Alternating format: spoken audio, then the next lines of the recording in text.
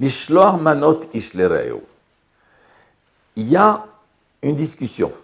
Si le mishloach manot doit être des aliments tout prêts qu'on peut déjà commencer à manger dès que je les reçois, ou bien je peux envoyer 2 morceaux de viande, 2 morceaux de poulet, à condition. Il faut envoyer 2 morceaux de viande ou de poulet, pas du même côté de la bête. Parce que si c'est 2 aliments, par exemple, j'ai fait un grand gâteau, je le coupe en 2, je le mets dans 2 assiettes et j'envoie le mishloach manot, je n'ai pas été acquitté parce que c'est le même gâteau.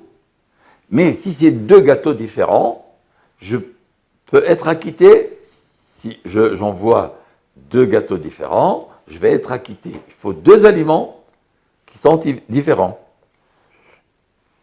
Et si j'envoie la même chose, je prends un morceau de viande, je le coupe en 2, même que c'est une grande part de viande, et je le coupe en 2, c'est respectueux. Mais comme c'est le même endroit de la bête, ça va être considéré comme un seul aliment.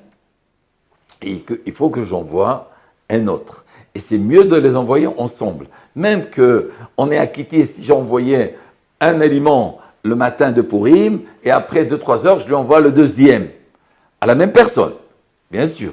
Alors, j'ai envoyé 2, et je vais être acquitté. Mais le top, c'est d'envoyer les 2 aliments ensemble, et qui sont différemment. Si par exemple, c'est 2 morceaux de viande du même endroit de la bête, mais ce que j'ai fait, je l'ai fait cuit, et un autre genre de cuisson, par exemple sur le feu, comme ça, ce qu'ils disent chez nous à la hèche. Alors là, c'est 2 aliments, ça va être considéré comme 2 aliments, je vais être acquitté.